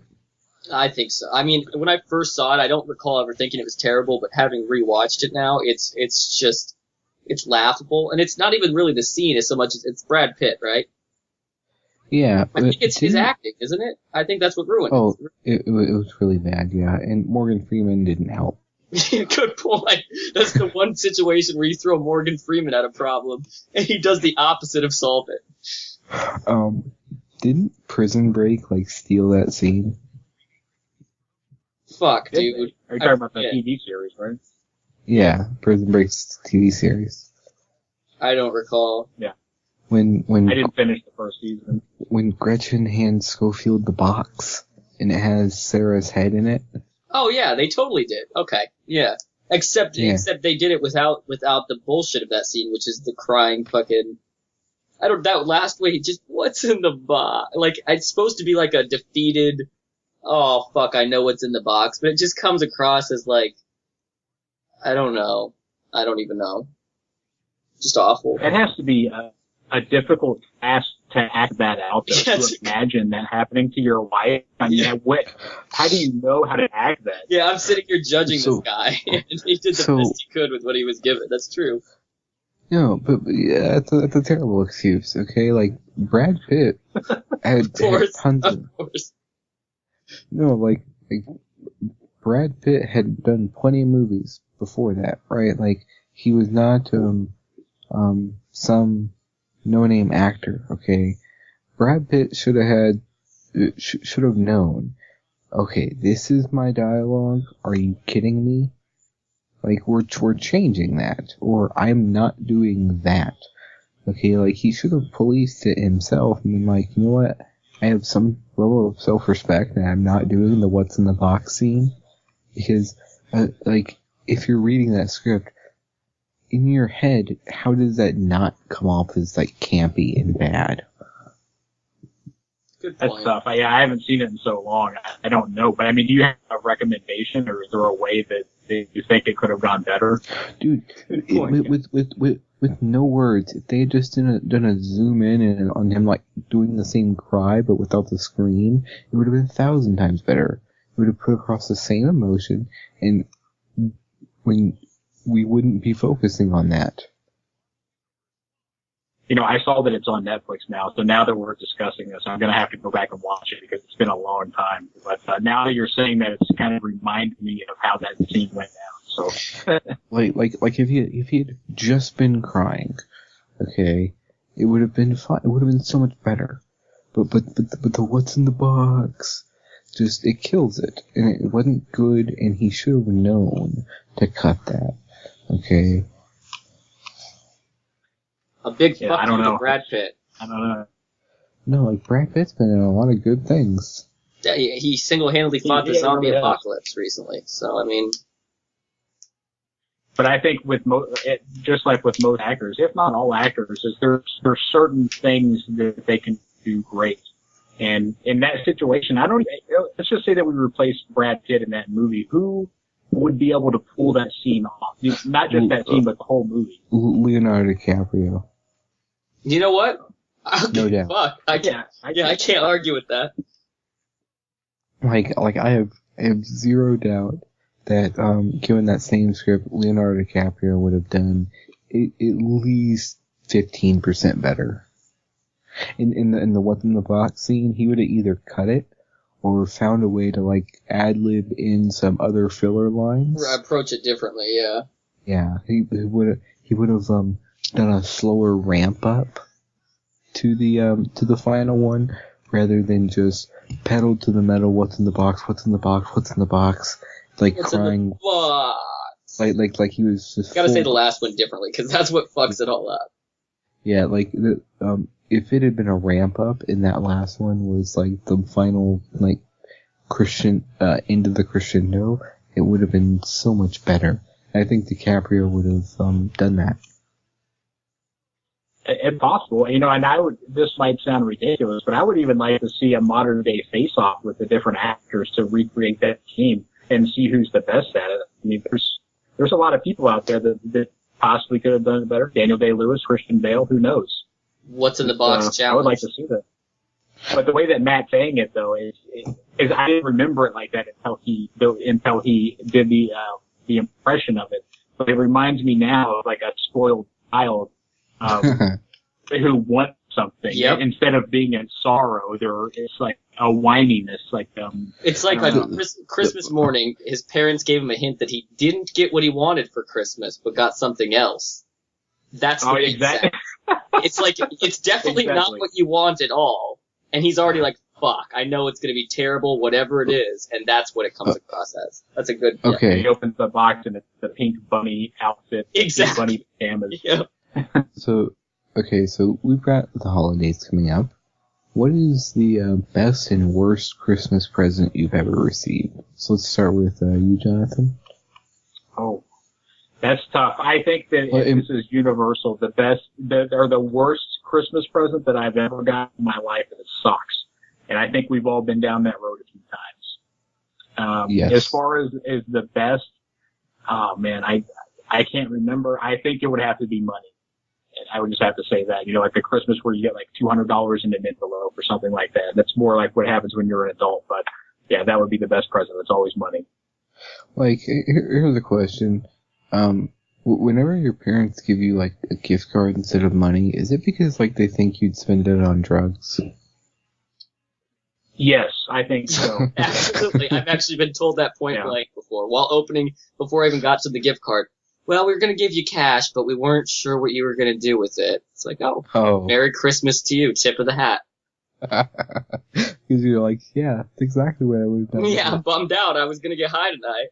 Now I'm fucked. It's either that Starbucks. or their kid going up to the corner store every day and buying junk food for a week, and then that's their Christmas. I think that every parent, they want their children to have, they want it to be special in a sense. So if you give them a gift card to GameStop or something like that, it's, there's a better chance of them having a better Christmas, a better reception of the gift. The worst Christmas present I ever got was an inflatable chair that came with a hole pre-poked in it. What? Like intentionally? Like, I take it out the box and I start trying to blow it up, and there's a big hole torn in it. It was just. Oh, I thought it was like those birthday candles that never go out or something. It just had a slow leak where you could never keep it full. No, like I just couldn't get started. And because, it's Christmas, you're not thinking and I was like, what, like 8 or 9? I wasn't thinking, so I just tore the box apart. Well, you can't return it now. So I'm just stuck with this piece of plastic. You could at least suffocate yourself in it or something. Yeah, I think in the best one I ever got, I'm gonna have to think about that. Go. Do yours, Matthew. I want to interrupt just real quick. I have to piss very badly, but I'll be right back. Well, no, see, we have a tradition on the show. You have to find a bottle and do it. Make it happen. It's all about that magic. I can't do it. I'll piss all over my floor. I know it. I've been down that road. All right. Well, we have our first opt out of the Bottle Piss Mad Bro Radio Challenge. It took us 13 episodes before we found. Actually, I think we're the only ones that have ever pissed in anything aside from a toilet. Here's the thing. No, most of our guests are polite enough that they know that it's what's expected of them. So it could have been all of them at this point. See, I'm saying it's episode 13 that we finally had a guest who was so rude and discourteous. Disrespectful to tradition. Yes. In this fine month full of them. Clearly hates America. Clearly. Ayatollah 2.0. Well, I hate to break tradition, but my cock is on fire. I have to piss right now. You go for I will be back shortly. That sounds like chlamydia. It might be. I'll be right back. All right. Well, he's go ahead and. So my worst Christmas gift, which is because it came way late. I think I'd gotten one earlier in my life. My mom, I was far too old for this, got me one of those like what do they call like those science kits? You know what I mean? Where they give you like you can mix two things and then make a different fucking color or something really crazy like that. She gave you yellow and red food coloring? I mean, essentially that's what it was, because it wasn't like where you go if your kid's actually intelligent enough to deal with real science. It was one of those like, wow, impress your friends sort of deals. And how old do you think I was? It was obviously I was way too old for something like this. What do you think the limit would be where that's just ridiculous? 15. Damn it. Yeah, right on the head. 15 years old. And she was like, we got you one a few years back. You used to love it. And it was like, that was like 9 years before then or something. It's like, things have changed a little. I don't know. But my best gift, I got a motherfucking golden retriever when I was like, maybe 9 years old or something. I mean, it ran away and it was an asshole, but I loved that dog. I was about to go, how long before it ran away? It was a long time. I mean, probably 6 or 7 years, and then it just was gone for, like, it and another one of our dogs would slip out and disappear, and, one day the other dog came back. And didn't have mine. I just realized the best Christmas present I ever received was World of Warcraft. Oh yeah, obviously the most life-changing for you. Yeah, like, my sister gave that to me, Christmas of 2004. It's been out that long? Yes. Christ. November 19th, I believe, 2004. And a happy birthday to World of Warcraft, belated. Yeah, 10 years old. There are, it's mind-blowing, and I've played it, I quit, I am, 7 months sober. Way too much time, but of maybe only 10% of it was really enjoyable, but that's like a lot of time. The rest was just hardcore addiction. Yes. Wow. Like it probably followed like a pretty close, like, at one point I hit rock bottom and pattern of abuse is heroin. I had some relapses in there. I slipped up after a couple months. Yeah, like, I mean, there was the beginning in which it was just fun, it was fun, and then I hit like the maintenance period. You'd slip up and go back to chasing the dragon, literally. Yes. You know what? Yasser had it coming. Okay. Not Yasser. That was Yasser is a good girl. Anixia. Oh, that whore. Okay. Yeah, that's the best one ever. Ever. No one's ever got a gift like that. I'm sure a bunch of people have literally gotten a gift just like it. Every Christmas since it's been out. Alright. What is our fun Fillmore fact of the day? Fun Fillmore fact of the day is... I literally gave you over an hour. I've got it right here. I'd like to do a little build-up. It's not like right across my screen at the moment. No, that's why I spoke a little slowly there. I don't have to look it up right now. It'd be terrible. You're clicking so loud that we can I just opened a tab. Sorry. Okay. Queen Victoria once declared that Millard Fillmore was the most handsome man she had ever seen. True. I mean, who can disagree with that? I'm looking at a picture of him right now. And which queen was it? Victoria? Is she... Which Victoria? I don't know. I'm on a list that right next to is advertising 22 things you might not know about Gilmore Girls. They didn't give me a bunch of specifics. Really? So, Millard Fillmore, the Bachelor. The strapping young lad. I mean, obviously, when God himself hand creates a person, he's going to make him, handsome. Attractive. Yes. Particularly the queens. Yes, I mean, and he needs those good looks because, you know, the British were so silly as to, have a female, monarch. Right. If he had wanted to, he could have just had the whole country over there. They're lucky. Yeah, I wonder if, does the royal family have to, like, marry, someone from the kingdom? Like if, Queen Liz, if, she didn't marry, Prince, whatever his name is, if she had married... Are you on a Liz basis with the Queen? Yeah, Queen Liz. She's like 90. What does she care? No, didn't Diana, wasn't she with... She was with... Okay, she was princess. She was a commoner. Right, okay, but didn't she... Oh, okay. But weren't they separating and she was seeing some other dude? Yeah, when they broke up, she was with some brown dude, and that's why they killed her. Right. See? Oh, so you're not allowed, obviously, by penalty of death in a tunnel. So, I mean... You know, speaking of that, I don't want to get off topic. I don't think it is really. But have you guys seen the photograph that's, what are their names? Prince, what's his name? The Prince and Princess, Kate Beckinsale and Prince William, whatever their names are. Winsett? Kate Winsett? Windsor. Is that her name? Yeah, Windsor. The current royal family, in England is the Windsors. Okay, right. Okay, well, it's the Windsors, and it's the picture of LeBron James, and he has like this excessive armpit sweat hanging down on both sides. I don't know if he just got done with practice or what happened, but they came over to America, and either him or they wanted to take a picture, and so he put his arm around her, and they took the photograph, and there's just this excessive armpit sweat. But not only that, is I guess it's supposed to be forbidden to touch her. Is she the queen or the princess or whatever? I don't even know, but she's it's a hilarious princess picture. Now. A princess, yeah.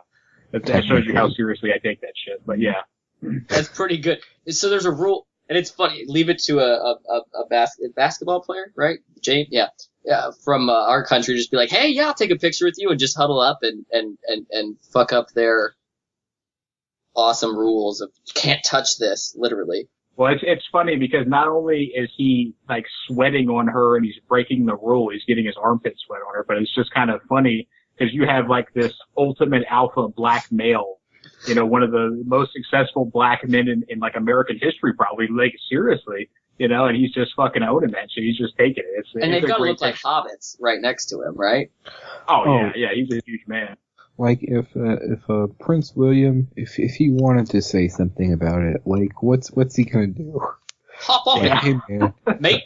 Don't touch her. Like you're about to have an international incident there because like he would have to, the only way he's asserting his dominance with LeBron James is he has to start swinging first, right? Can you imagine? The thing is I've always suspected that he might be a cuckold. Is that how you pronounce that? Cuckold? And that there may cuckold, and that he may have enjoyed that. I don't know, because that's a there good, wasn't think about there it. wasn't protest on his face. Yeah. Yeah, I mean, he's seen some shit. He's probably been with many pretty ladies, and he needs to spice it up. He needs to do something different. But again, the look on his face, I don't know. It wasn't one of disgust. That's for sure. Are we sure that he knows the rules? Because like, a lot of that stuff has to be so arcane, and like, there's so few people who like know the rule book. I think if anybody does know the rules about the royal family, it's probably the members of the family. No, they may be the only ones. No. Because all they know is that they're rich for no reason. They do nothing. Okay, they get paid an exorbitant sum by the government just to be them. Okay? Just do you. Quite literally, yeah. Like, if the Queen says, I want to go to Mali tomorrow, you know what happens? The British government will scramble jets. They would put her on, like, Air Force Queen, okay, and fly her there just on a whim. And it's all paid for by the British taxpayers. It's true. And she didn't do anything. What if one of them had a really fucking weird hobby? You know, like, what if they went to, like... Didn't, Prince, one of the princes, has like a Nazi memorabilia collection? Yeah, no, didn't he dress as a Nazi for a Halloween a couple years back? For the Halloween party. And he was like, around. I didn't know it was going to be a big deal. Yeah, not a good move. Not a good move for anyone, let alone somebody of that status. He joined the Queen's army and like got deployed, didn't he? Fuck yeah, he had to make up for that Nazi incident somehow. Well, I believe that he's a helicopter pilot. I don't know the helicopter, but like an attack helicopter, you know, with like machine guns and missiles and shit on them. I believe he's been on many missions and has many confirmed kills, if I'm not mistaken. I read about it. Wouldn't you hate to be the Al Qaeda cell that shoots down his helicopter and takes him captive? Like, the level of hell that England would rain down if you captured the prince. And you'd have no idea until the Allied forces. Yeah, the Allied forces in general, it would be bad for them, very bad. Like, there are no United States, but if the United Kingdom wanted to make your life and everyone that you've ever met just live in hell because the amount of like napalm is being rained down, they have the capability. They will find you and they will kill you. But the flip side is, without doubt. if you want to take somebody hostage for the purpose of them reading some sort of message you want to cross on video while you stand around behind them, and that would be one of the people it would, you know what I mean? I don't think they'd be like, oh, you're the prince? Oh, I'm super bummed now, you know? I think it'd be like, fuck yeah. Man. I think they would be a lot more willing to give him back quickly, I think. It would be like one of those situations where they're like, okay, we're gonna negotiate this one, definitely. Yeah. That goes from a beheading to a, so how many prisoners are you going to release? Yes. I think that would work out in their favor. You think? Well, okay. Why don't you negotiate with terrorists? Because they would just continually, I think the idea behind it, again, I don't want to advocate or say that I believe in this process, but if we did, they would just continue whatever behavior we're negotiating with, and we would end up never having the upper hand in any negotiation because they'd always have somebody else to capture, and if we continue to meet their demands or negotiate with them and work out a middle ground, then they're always going to be able to find some way of bringing us to the table of dealing with somebody that we've already decided is a terrorist, who isn't to be negotiated with, right? Isn't that the idea, at least? I think that's an approximation of what the idea is. But the response to we don't negotiate with terrorists is, oh, fine, we won't negotiate either. We'll just strap a bomb to our chest. Right? Like, I know suicide bombing is not a recent phenomenon, but it wasn't happening at this frequency. Well, it's neither is not negotiating with them, as far as I can recall, right? It's not like this is a new decision we've made. I'm pretty sure that's Bush administration. No. The thing used to be you hijack a plane, you get in contact with whoever, tell them what prisoners you want released, they'd let them out, you give the plane back over, then you rearrest the guy 15 minutes later.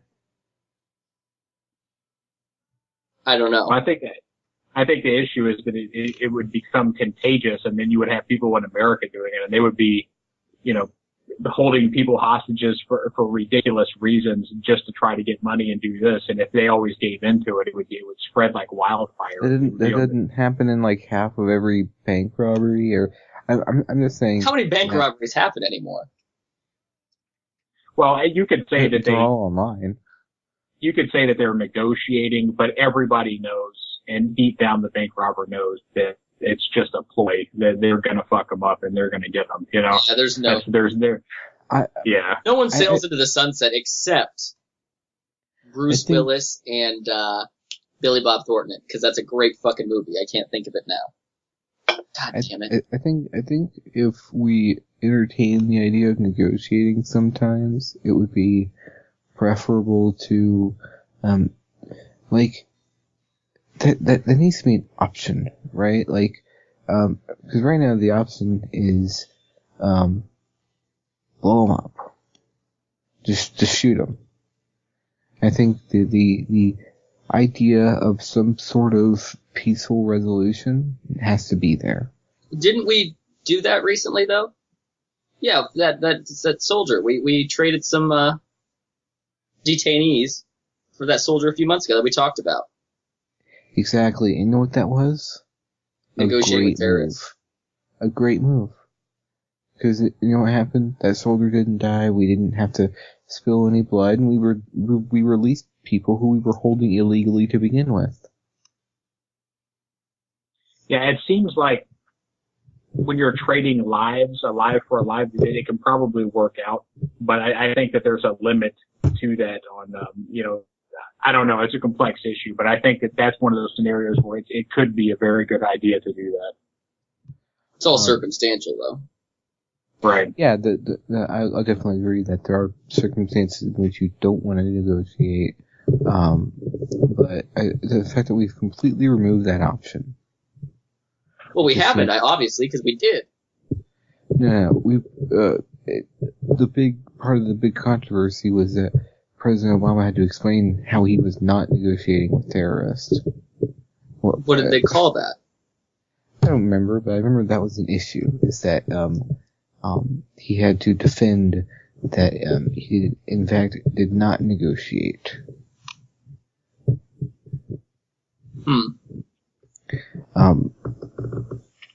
Wow, what got us off on Bergdahl, which was the big topic of the last time you were on? Your bleeding heart.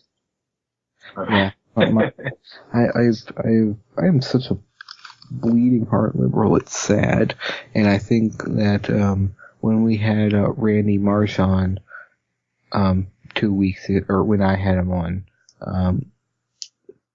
which did you want to talk about why you weren't here? No, I didn't. Okay, never mind then. Yeah, when I have him on, and I feel like I was the more liberal of the two, it just sort of magnifies how sort of far gone I am. I think we would be hard pressed to find anyone that could out liberal you. Which is kind of sad. I've become that fringe. Yeah. Exactly. I remember thinking of myself as somewhat moderate, but no, I've become so fringe. I'm so leftist. I'm so out there, and it's been this slow evolution, and it's primarily a result of conservatives on Facebook. I could see that. I could definitely see that. That's a brutal battle, and I think that we all see it taking place live. Anybody who has a Facebook is the left versus the right, and you see friends become enemies real fast. And the problem is, when they're arguing, it's always over things that just are not true. Like, I watched these two people have this tremendous Facebook argument, and the entire argument was over, this video that it purported to prove that Sam York didn't actually happen, and it was all a Obama ploy to take our guns. Okay, and they're like having. Sounds. Where did it lose you? This sounds all legit to me. How dare you? Okay, like I will make jokes about. I can find humor in some tragedies, not 30 8-year-olds getting shot. Like that one's a little far. Like if it was 500, it might be back in joke territory, but it's a small enough number to where you can't find humor in it. Not large enough. It's not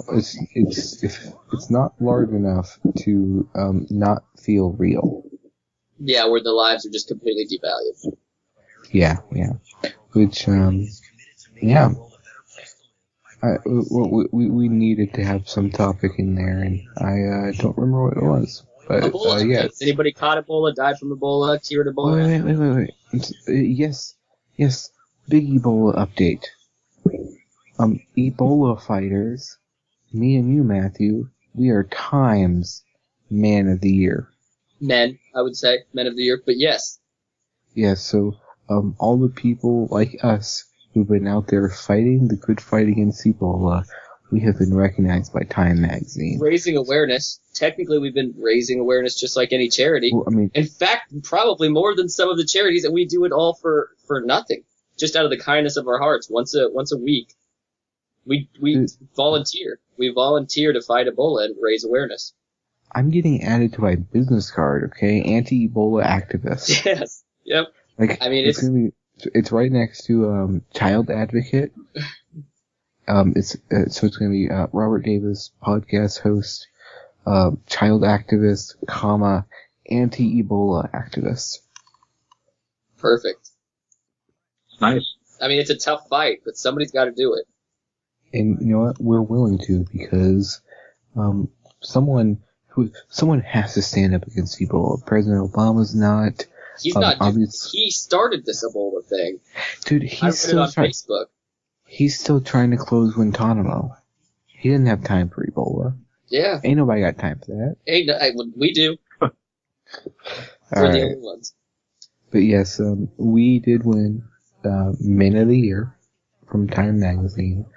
Which, who are our, in all seriousness, like, the list of Man of the Year is, like, comical, right? Kinda, yeah. Who's on the list? I didn't see it. Hitler won in, 38. Oh, I found that was a controversial but good choice. Well, to be fair, it was before he invaded Poland. Yeah, it was pre-genocide Hitler. He had a lot of ideas back then. Pre-genocide, he was an ideas guy. You know who was second this year? Wait, hold on. I just realized that President Obama winning the Nobel Peace Prize in 70 years someone's gonna have that exact same conversation we just had about Hitler and Man of the Year. Yeah. Like, the Nobel Peace Prize is going to be so meaningless because Obama won, right? Well, of course, you give it to Hitler, that's one thing. You give it to Obama, you've devalued the whole thing. They should have quit giving it out. No, but a couple years ago, the internet won Time's Man of the Year. Yeah, I mean, it's kind of bullshit when you're just giving it to things. Yeah. No, wasn't it you? It wasn't the internet. It was on the cover. It was Man of the Year, and it said you, and had an arrow pointing at the people, whoever, you looking at the magazine. They did that? Yeah, that was the idea behind the internet. Social media won this year because of all of these shitty conservative Facebook posts that we're bitching about. I'm talking about there was one year in which it was in big italics letters, italicized letters. It just said the internet. That's just. Wait, so are you saying that the internet was the man of the year? Yes. Okay. I mean, they had a lot of people that year that did some good shit, but they decided to give it to a not person. Yeah, so Right. since we brought it up, and I feel he gets no respect, the year Barack Obama won the Nobel Peace Prize, okay, he was completely undeserving.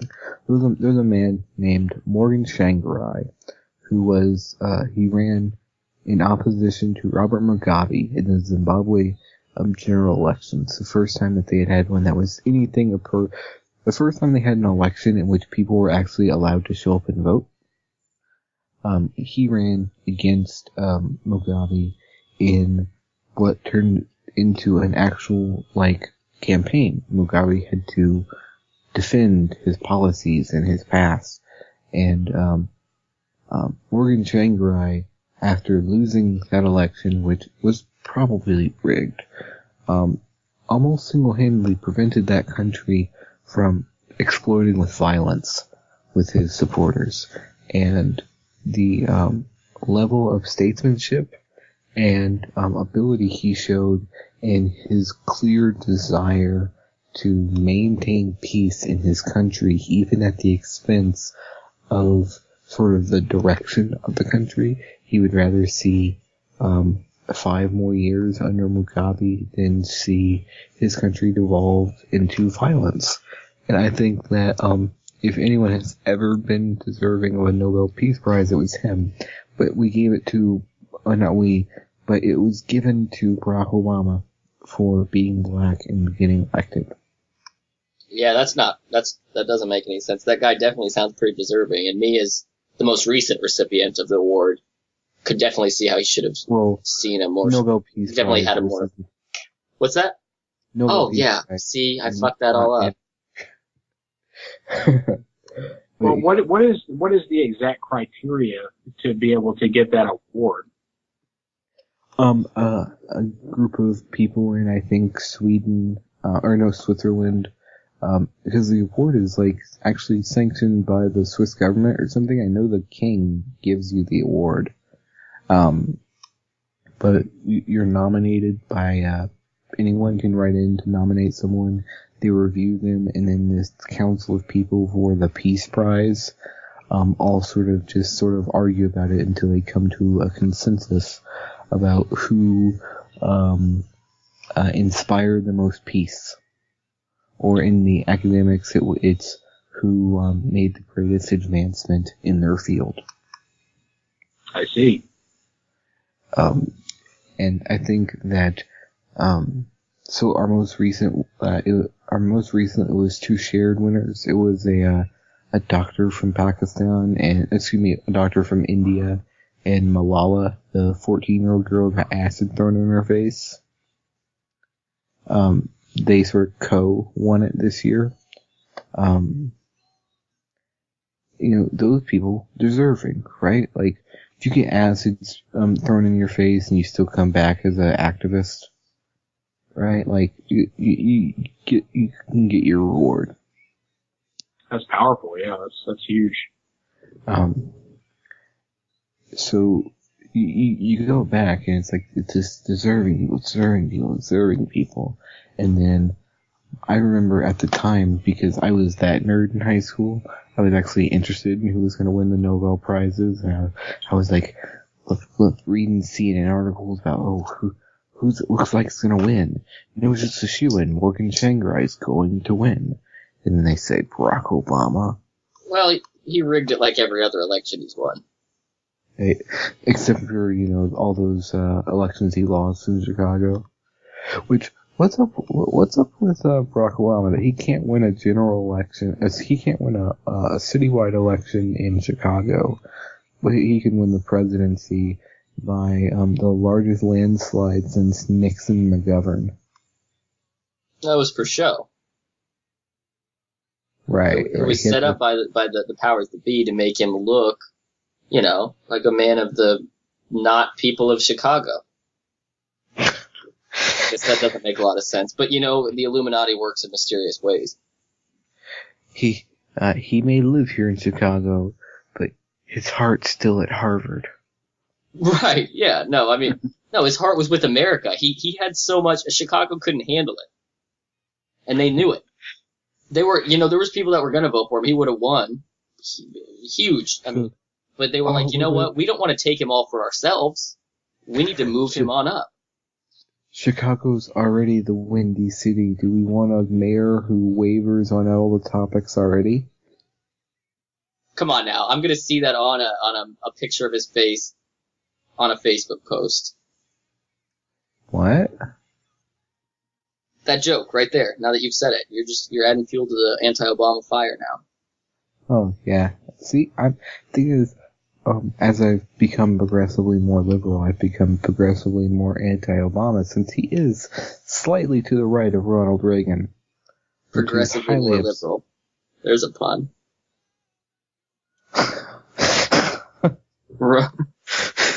Purely unintentional. Okay. We're at, 2 hours now? Yeah, I think so. Okay, guys. Do we have anything else we need to talk about? No, blessed be Fillmore and... Yeah, praise be to Fillmore. We did our fun Fillmore fact of the day. Thank you, Ebola, for helping us score the Time Magazine Men of the Year award. Yes. We went back to the podcast, Kate. Right? Yeah. We really had to get better at doing this at the beginning of the show. Like, we shouldn't move on without doing this anymore. Doing what? We have a website, guys. Get mad. MaD Bro. Yeah. Get broy. MaD. Okay. I'm trying to plug the website title. Let's get this out, and then we'll add taglines, okay? MaD. BRO. Bro, get mad at this website. Oh my goodness. MadBroRadio.com. Okay. MaDBRO.com. Are you serious? Yeah. It's MadBroRadio.com. MaDBRORadio.com. Yes, exactly. And we're now listed on iTunes. You can find us there. And pretty soon we'll have our entire archives up. I had to strip out all the copyrighted music. Our intro and our outro music is by Benar Pilot. Our guest has been Jonathan Parks. Check out his book. It's on Amazon. I'll put a link in the comment section of everywhere where you can find this show. It's I Am John Sullivan. We highly recommend it. And hope you check it out. Thanks for coming on, buddy. Thank you. I love talking to you guys every time that we hang out, whether it's a podcast or otherwise. I always have a great time, and I really appreciate you inviting me on. I'm honored. Yeah, it's only our second repeat guest, I believe. Yep. The MaD Bro Hall of Fame. The angriest of bros. When we build our Hall of Fame, it's going to be in like Omaha, right? We've made fun of Omaha enough. No, you mocked them openly for having Ebola. No, for killing off an Ebola victim. Patient? Is that you call them? No, really victim. Dude, I am an anti-Ebola activist. I would That's correct. never. Actually, you didn't know where Omaha was at the time it happened. You thought it was in Kansas. See, but that's because Kansas and Nebraska shouldn't be separate. If it wasn't for my uncle Frank, they would still be the same state. Not Omaha. We'll put it someplace. A hole in the wall, like maybe Dayton, Ohio. It's a pretty shitty place. Right? Dayton, Ohio? No.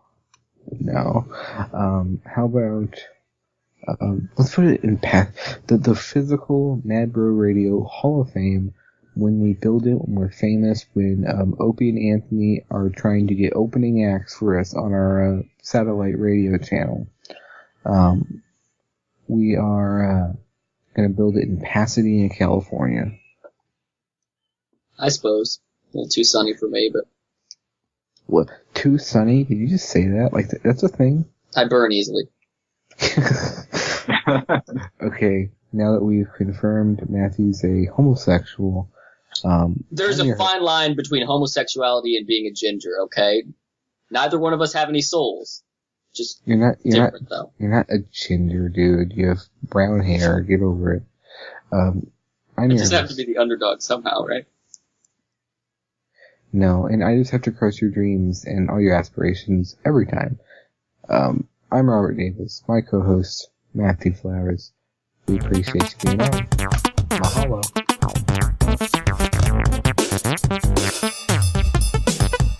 Do you like computers? Do you like to dance? Do you like crazy rhythm? Do you date fucking trance? Do you date pop culture and what it does to your head? Grab a beer, go online, rock with me instead.